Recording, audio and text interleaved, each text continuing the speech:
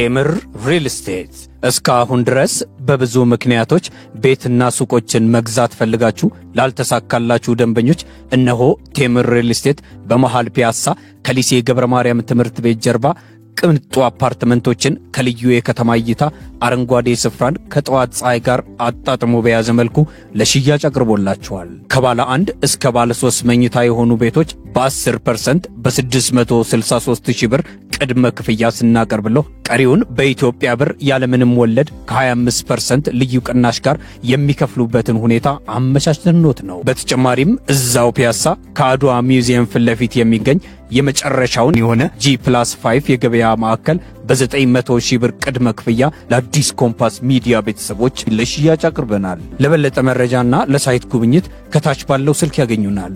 ቴምር ሪል ስቴት።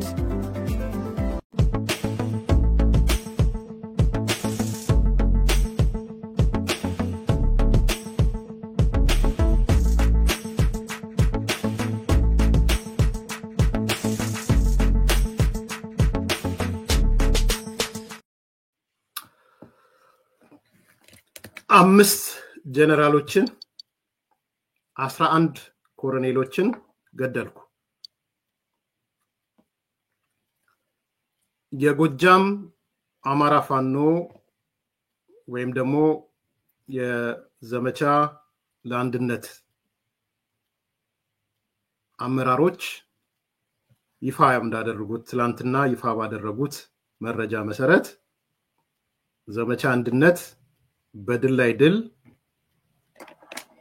እየተጎናጸፈ ጉዞውን ቀጥሏል።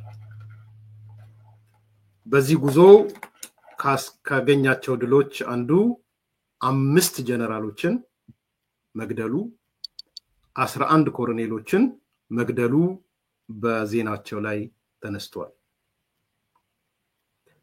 አዲስ ኮምፓስ እኔ ኤርሚያስ ምንም እንኳን የውትድርና ዕውቀቱ አይኖረኝ ስላስደነገጠኝ ይሄ ዘመቻ በርግጥም 5 ጀነራሎች ከገደለ 11 ኮሎኔሎችን ከገደለ ምን አይነት ከባድ ጦርነት ነው? ታይቶ የሚታወቅ ጦርነት ነው ወይ? በትግራይ ጦርነት ያ ከባዱ የትግራይ ጦርነትስ እንደው 5 ጀነራሎች ሞተው ይሆን ወይ የሚል ጥያቄ በራሴ ዙሪያ ሲሽከረከር ነበር። ከዛ ቀደም እንዳልኩት የጦር ሙያተኛ ስላልሆንኩ የጦር አዋቂዎችን ወደ ማናገር ነው የሄድኩት። ምን ማለት ነው 5 ጀነራል የሚገል 11 ኮሎኔል የሚገል ዘመቻ ምን አይነት ዘመቻ ቢሆን ነው? በቀድሞ የኢትዮጵያ መከላከያ ሰራዊት ውስጥ የቀድሞ ነው ያልኩት ከሻለቃ በላይ እና ሻለቃ በኦፕሬሽን ስራ ውስጥ ሲሳተፉ የነበሩ ሰዎችን ወደ መጠየቅ ሄጃለሁ። ስላላስፈቀድኩ ስማቸውን አልገልጽም፣ ግን እነዚህ የቀድሞ ሰራዊት አመራሮች ያውኖቹ ምክንያቱም ባያዝ መሆን ስላልፈለኩ ወደ አሁኑ የኢትዮጵያ መከላከያ ሰራዊት አባላት መሄድ አልፈለኩም፣ ማግኘት ስለማልችል አይደለም። እንደ የቀድሞዎቹ ምንድነው የሚሉት? አንድ የጦር አውድማ በዚህ መልኩ ዘመቻ ተከፍቶ 5 ጀነራሎችን የሚገል ከሆነ 11 ኮሎኔሎችን የሚገል ከሆነ እንደው ምን አይነት ጦርነት ቢሆን ነው ብዬ ወደ መጠየቅ ነው የሄድኩት እና ሙያ ያስተያየታቸውን ለሰጡኝ ሻለቆችም ከዛ በታች ላሉም በጦር አውድማ ለተሳተፉም ወዲ ሻምበልን ጨምሮ ማመስገን ፈልጋለሁ።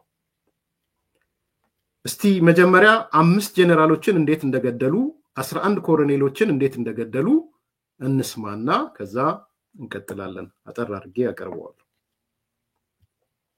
ማርሸት እንግዲህ በዚህ ወደ 18 ከ18 እስከ 20 ወር ያው ይዘልቃል በፋኖችና መከላከያ ሰራዊት የሚደረገው ጦርነት ውጊያ እንግዲህ በጎጃምም በጎንደርም በወሎም በሸዋም ተመሳሳይ ነው። አሁን ወታደራዊ ጥምረት ተፈጥሯል።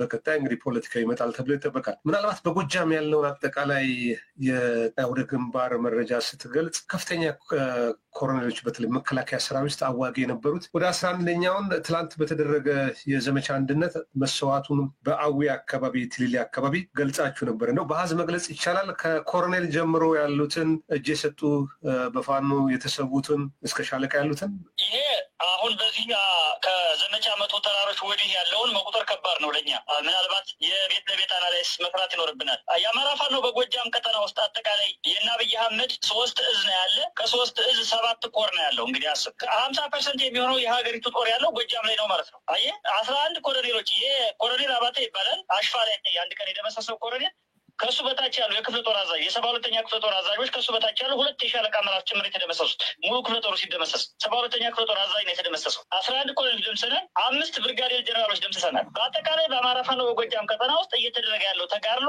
ወደፊት በብዙ መጽሐፍ፣ በብዙ መጽሔት፣ በብዙ ፊልሞች ተሰርቶ ለትውልድ ለማስተማሪያነት ለታሪክ ተከትቦ የሚኖር እንጂ እንዲህ በ5 እና በ10 ደቂቃ በኔ ቃል የሚገለጽ አይደለም። እነ መሐመድ ተሰማ ባመኑት እንኳን ባለፈው ከነሐሴ 2015 እስከ ታህሳስ 2016 ድረስ 25,000 እግረኛ ተዋጊ ነው በአማራ ፋኖ በጎጃም ቀጠና ውስጥ የተበተነው ማለት ነው። ይሄ የሚያሳይ እንግዲህ ከታህሳስ 2016 እስከ ዛሬ መጋቢት 2017 ድረስ ምን ያህል ጠንካራ ወደ ውጊያዎች ተደርገዋል፣ ምን ያህል ጊዜ ኦፕሬሽን ተሰርቷል። እንግዲህ አባዛው ይሄንን አብዛኛውን ፐርሰንት የሚወስደው የእነ አብይ አህመድ ኃይል መሳሪያውን የሚያስረክበው የተደመሰሰው ሙትና ቁስለኛ የሆነው ከርቶ ወደ እናት አባቱ ቤት የሄደው እዚህ ቀጠና ነው ማለት ነው። ለዚያም ነው እነ አብይ አህመድ በየመግለጫቸው በተለይ ጎጃም እያሉ ጎጃም የጅብ ቆዳ ይዘው ተዋጉን ምን አሉን ጥይት አይበታቸው የተለያየ ስም እየሰጡ ጎጃምን የሚሰድቡትም ለዚህ ነው። ስለዚህ በአማራ ፋኖ በጎጃም ሰፊ ስታቲክስ ተሰርቶ ነው ይሄ ይፋ መደረግ ያለበት እንጂ ከባድ ተጋድሎ እየተደረገ ነው። ወንድም አገኝ በጣም ጥሩ። አሁን ጠቅላይ እውነት እንደው የሰው የሚሞትበት አደጋ የማይደርስበት ቢሆን እንደው ትንሽ ለረጅም ሰዓት ፈገግ ባልን ነበረ። ከምር ነው የሆነ ሆኖ ግን እንዳልኩት እኔ የወታደር ሙያተኛ አይደለሁም። 5 ጀነራሎች ሊገደሉ ይችላሉ አላቅም። 11 ኮሎኔሎች ሊገደሉ ይችላሉ አላቅም። ስለዚህ ግዴታ ሙያተኞችን መጠየቅ ነበረብኝ እና አንድ ሻለቃ እና ከሻለቃ በላይም ሌላ ሰው ጠይቄያለሁ። እነዚህ ሰዎች የቀድሞ የኢትዮጵያ መከላከያ ሰራዊት አባላቶች ናቸው። አንደኛው በተለይ ያለኝ ምንድነው እስቲ እንደው ወታደራዊ ጉዳይ ስለሆነ የወታደራዊ ትንተና እያሉ አንድ ሻለቃ ማሞ የሚባሉ ሰው አሉ መሰለኝ። ያኔ ኢሳት እያለውም ነበሩ እሳቸው ሰውዬ ቀላ ያሉ ምናምን። እሳቸው አሁን በዚህ በያንዲ ልጆች ሚዲያ ጋር ይሄዳሉ። የወታደራዊ ተንታኝ ሆነው ይሄዳሉ እና ተንታኝ ሆነው ሲሄዱ እስቲ እሳቸው ያብራሩት። በቃ ምንም ሻለቃ ማሞ ነው የሚባሉት። አቃቸዋለሁ ሻለቃ ማሞን እስቲ ያብራሩ። ይሄ ነገር እንደው 5 ጀነራሎች መግደል ሄዳችሁ ኢኤምኤስ ላይ ርዕሱን የምታዩት 5 ጀነራሎችና 11 ኮሎኔሎች ተገደሉ ነው የሚለው። በነገራችን ላይ እንትኑንም ማሳየት ይችላሉ። እንደዛ ነው የሚለው። 5 ጀነራሎች የገደለ 11 ኮሎኔሎች የገደለ ተምብኔሉን ሄዳችሁ ማየት ትችላላችሁ። እኔ ጋር ምንም ትላንትና የተሰራ ፕሮግራም ምንም የተሳሳተ ነገር አላመጣውም። ምን ለማሳየትም እችላለሁ መሰለኝ። እና መጀመሪያ ያነሱልኝ ነገር ምንድነው እስቲ ሻለቃ ማን ናቸው?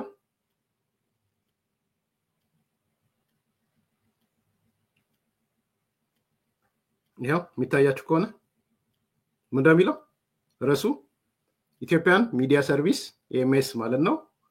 በጎጃም 11 ኮሎኔሎችና 5 ብርጋዴር ጀነራሎች ተገደሉ ነው የሚለው።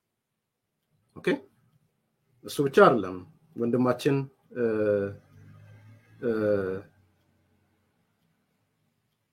አንዱ ደግሞ ወንድማችንም ሼር ያደረገውን ማሳየት ይችላል። ሶሪ ስላልተዘጋጀው ነው፣ ጥርጣሬ ካላችሁ ብዬ ነው። ሼር ያደረገው ከላይ ማን ይላል?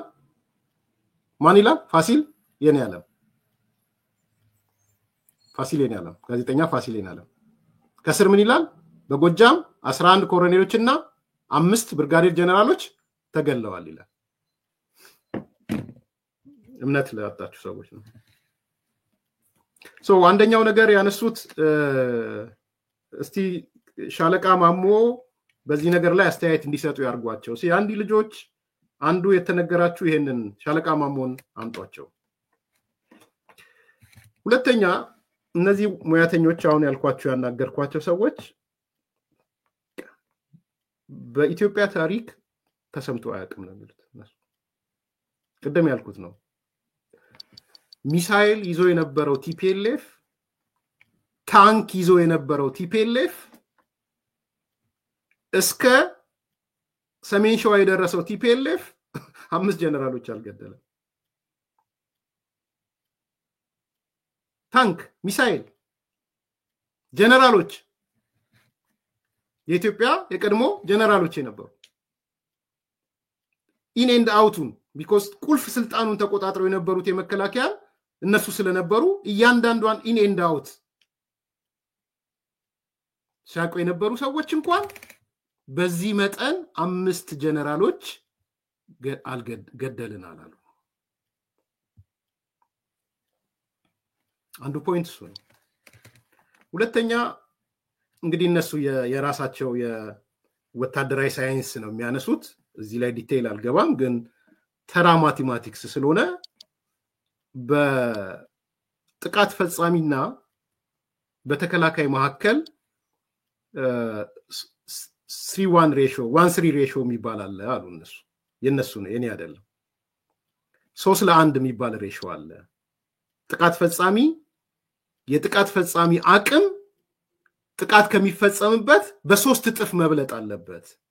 ይሄ ነው ሬሽዮ፣ ሳይንቲፊካል ሬሽዮ እሱ ነው የሚሉት። እንግዲህ ምን ማለት ነው? ባጭሩ እንዳልኩት እንደወረደ ነው የምናገረው፣ የኔ አይደለም። ለምሳሌ 5 ጀነራሎችን የሚያጠቃ አካል ከመጣ አጥቂው 15 ጀነራሎች ሊኖሩት ይገባል ማለት ነው። the ratio is 1:3 ማለት ነው። 5:15 ማለት ነው። ስለዚህ ኢንዳይሬክትሊ የነገሩን ያሉት 15 የጀነራሎች ቁመና ያላቸው አካላቶች እነ ማርሸት ፀሐዩ ጋር አሉ ማለት ነው። 15 ጀነራሎች ሬሽዮ እሱ ነው የሚሉት። እንግዲህ ሳይንቲፊክ የነሱ ነው የኔ አይደለም። እኔ ሚሊተሪ ሳይንስ የለኝም እውቀት። ኢቭን ኮሎኔሎችም 3:1 ሬሽዮ ነው የሚሉት። 11 ወይም 12 ኮሎኔልን የሚገል ቁመና ከያስክ 36 ኮሎኔል ቁመና ያለው እነ ማርሸት ጋር አለ ማለት ነው። 1:3 ሬሽዮ የሚባለው ማለት ነው። ፕሊስ ሻለቃ ማሞ ዋኮቱ ጡና የአንዲ ልጆች ጋር ይሄን ነገር አብራሩት። ልክ ነው ልክ አይደለም? ለኤርሚያስ እነዚህ የሚሊተሪ ሳይንስ ሰዎች የነገሩት ነገር ዋሽተዋል ካሉ ደስተኛ ነኝ የርሶትን ይዤ ለመምጣት። ስለዚህ 5 ጀነራሎች ለመግደል 15 ጀነራሎች ተሳትፈዋል ማለት ነው በነማርሸት ሳይድ። 11 12 ኮሎኔሎች ለመግደል 36 ኮሎኔሎች ቁመና ያላቸው ተሳትፈዋል ማለት ነው። ይሄ አንደኛው ነገር ነው። ከዛ እንግዲህ ቢያንስ በትንሹ 3 ሄሊኮፕተር ሊኖራቸው ይገባል በትንሹ። ምክንያቱም እንደሚነግሩኝ ከሆነ ጀነራሎች በምንም ታምር የጦር አውድማው ጋር አይገኙም። በአንዱ ጀነራል እና በሌላኛው ጀነራል መካከል ያለው ዲስታንስ የሄሊኮፕተር ዲስታንስ ነው የሚሆነው።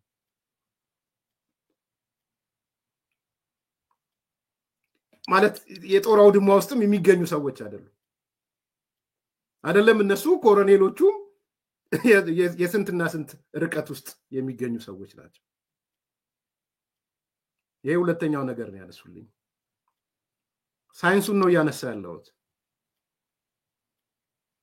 ሶስተኛ በትንሹ ከ50,000 በላይ ሰራዊት ገለዋል ማለት ነው። በትንሹ ደምስሰዋል። 5 ጀነራሎችንና 11 ኮሎኔሎችን ከገደሉ እስከ 50,000 የሚጠጋ የኢትዮጵያ መከላከያ ሰራዊትን ገለዋል ማለት ነው።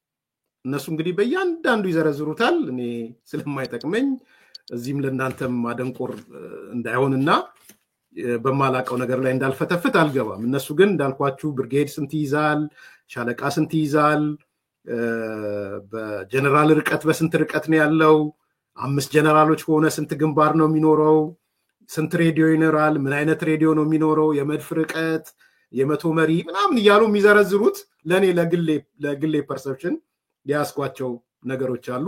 እነሱ ለእናንተ ይጠቅማችኋል ብዬ አላስብም። ሬዲየስ ብለው የሚያነሱት አለ። ቢኮዝ ቁጭ ብዬ ሪሊ ስለገረመኝ እያንዳንዱን ነገር ነው ለመስማት የሞከርኩት። የማላቀውን ነገር መስማት ስላለብኝ ማለት ነው። ሰው በየስንት ኪሎ ሜትር ሬዲየስ አንደኛው ከአንደኛው ጀነራል እንደሚለያይ፣ እያንዳንዱ ብርጌድ ስንት ሰው እንደሚይዝ፣ እያንዳንዱ ሻለቃ ስንት ሰው እንደሚይዝ፣ በውጋይ ማሳሪያ ስንት ሰው እንደሚይዝ፣ ስለዚህ በትንሹ እስከ 50,000 ጨርሰዋል ማለት ነው። ሌላው የነገሩኝ በጦር መሳሪያም በቴክኖሎጂም የበላይነት ነበራቸው ማለት ነው እነ ማርሸት። ሰው በዚህ መልኩ ነው እንግዲህ እየተሰራ ያለው። እንደዚህ አይነት ነው ጆሮ የሚሰማው ይሄንን ነው። ግን አውሮፓ የተቀመጠ፣ እንግሊዝ የተቀመጠ፣ አምስተርዳም የተቀመጠ እና ዲሲ የተቀመጠ ዜና ብሎ የሚሰራው ይሄንን ዜና ነው የሚሰራው። ድገመው ላላችሁ መድገም ይችላል። አነሳ እንግዲህ ጅብ ግልገልና ማርሸት እንግዲህ በዚህ ወደ 18 ከ18 እስከ 20 ወር ያው ይዘልቃል በፋኖ ኃይሎችና መከላከያ ሰራዊት የሚደረገው ጦርነት ውጊያ። እንግዲህ በጎጃምም በጎንደርም በወሎም በሸዋም ተመሳሳይ ነው። አሁን ወታደራዊ ጥምረት ተፈጥሯል። በቀጣይ እንግዲህ ፖለቲካ ይመጣል ተብሎ ይጠበቃል። ምናልባት በጎጃም ያለውን አጠቃላይ የወደ ግንባር መረጃ ስትገልጽ ከፍተኛ ኮሎኔሎች በተለይ መከላከያ ሰራዊት አዋጊ የነበሩት ወደ 11ኛውን ትላንት በተደረገ የዘመቻ አንድነት መስዋዕቱን በአዊ አካባቢ ትሊሊ አካባቢ ገልጻችሁ ነበር ነው። በአሃዝ መግለጽ ይቻላል ከኮሎኔል ጀምሮ ያሉትን እጅ የሰጡ በፋኖ የተሰዉትን እስከ ሻለቃ ያሉትን። ይሄ አሁን በዚህ ከዘመቻ መቶ ተራሮች ወዲህ ያለውን መቁጠር ከባድ ነው ለኛ። ምናልባት የቤት ለቤት አናላይስ መስራት ይኖርብናል። የአማራ ፋኖ በጎጃም ቀጠና ውስጥ አጠቃላይ የአብይ አህመድ 3 እዝ ነው ያለ። ከ3 እዝ 7 ኮር ነው ያለው። እንግዲህ 50% የሚሆነው የሀገሪቱ ጦር ያለው ጎጃም ላይ ነው ማለት ነው። አየህ 11 ኮሎኔሎች። ይሄ ኮሎኔል አባተ ይባላል። አሽፋ ላይ አንድ ቀን የደመሰሰው ኮሎኔል ከሱ በታች ያለው የክፍለ ጦር አዛዥ የ72ኛ ክፍለ ጦር አዛዦች ከሱ በታች ያለው 2 የሻለቃ አመራሮች ጭምር የተደመሰሱት ሙሉ ክፍለ ጦሩ ሲደመሰስ 72ኛ ክፍለ ጦር አዛዥ ነው የተደመሰሰው። 11 ኮሎኔል ደምሰናል። 5 ብርጋዴር ጀነራሎች ደምሰናል። በአጠቃላይ በአማራ ፋኖ በጎጃም ቀጠና ውስጥ እየተደረገ ያለው ተጋድሎ ይወጣችሁ ጎጃም ውስጥ ብቻ ነው። በነገራችን ላይ የጎንደር ገና አልመጣም፣ የሸዋ ገና አልመጣም፣ የወሎ ገና አልመጣም። ሶ 5ቱም 11ዱም ኮሎኔሎች 5ቱም ሌተና ጀነራሎች የተገደሉት ጎጃም ውስጥ ነው። እሱንም እንዳትረሱ። ሶ እንግዲህ ይሄ ነው ማለት ጆሮአችሁ የሚሰማው ነገር ይሄ ነው። የሚነግሯችሁ ይሄንን ነው። ሚዲያዎቹ የሚያስተጋቡትም ይሄን አያፍሩም። ደግሞ ሚዲያዎቹ ስለማያፍሩ ነው ይዘን እየመጣን ያለ ነው። በነገራችን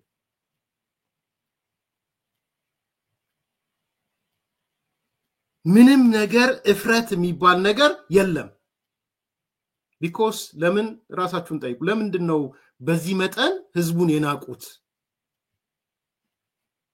የሚል በደንብ ማንሳ ነው። ስለዚህ እኔ ሰዎቹን ስጠይቅ አሁን እንዳልኩት ከሻለቃ በላይ ነው የጠየቅኩት።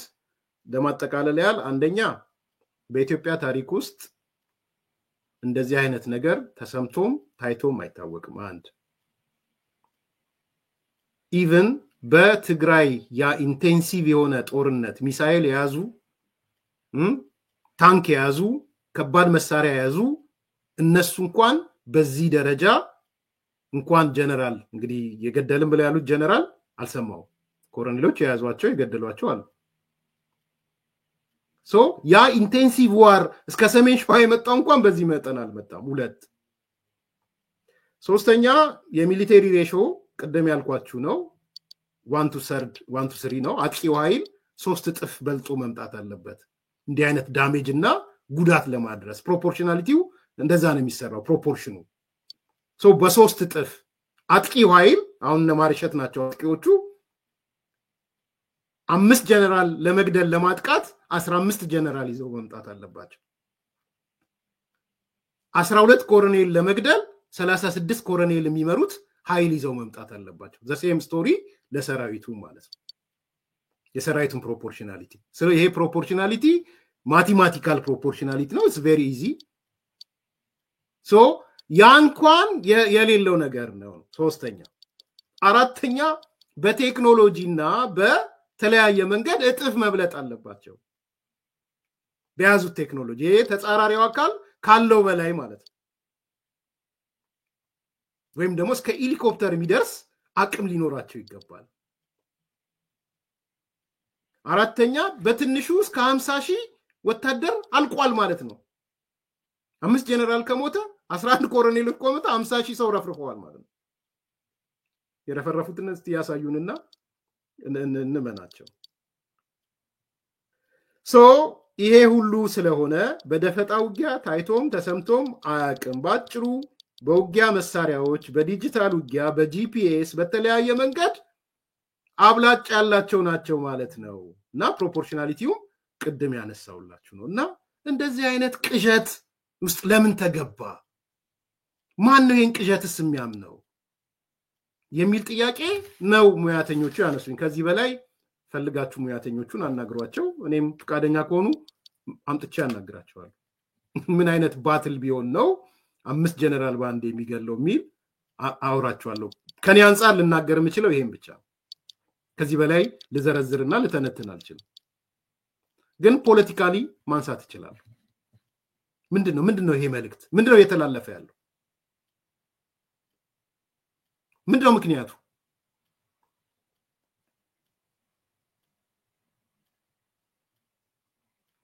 አንደኛ ይሄ መንጋውን ከመናቅ ነው የሚመነጨው በነገራችን ላይ አንድ ኢሳት ውስጥ ያለው በጣም መጥፎ ባህል ነበር ባጭሩ ልንገራችሁ ያ መጥፎ ባህል ምንድነው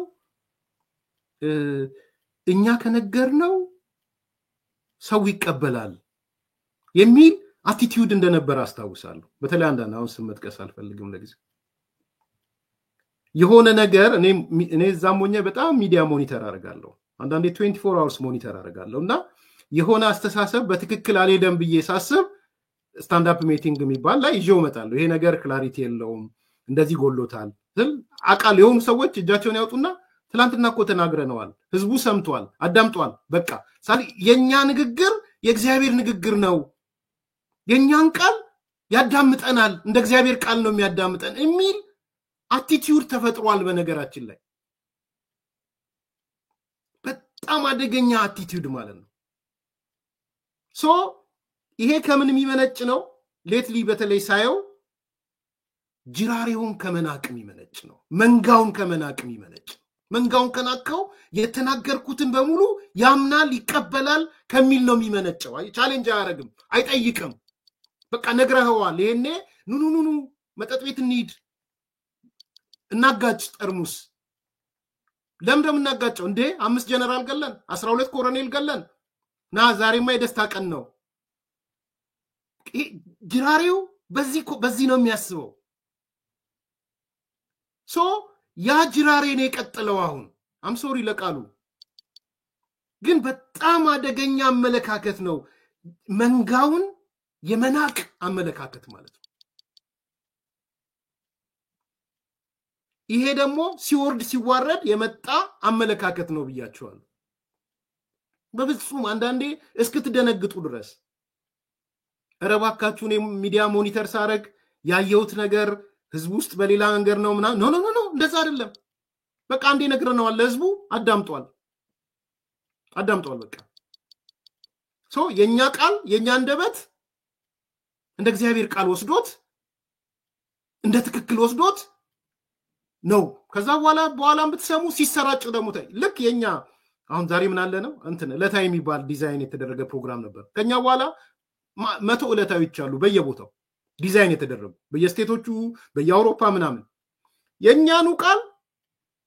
የኛኑ ቃል እችሉ ይደግሟታል እዛ ሄዳችሁ ፓልቶክ የሚባለው ውስጥ የሌሎቹ ሚዲያዎች ውስጥ ቢኮስ እኛን የተናገርነው የጅራሬው መሪዎች ነው የተናገርነው የመንጋው የሞቡ መሪዎች ነው የተናገርነው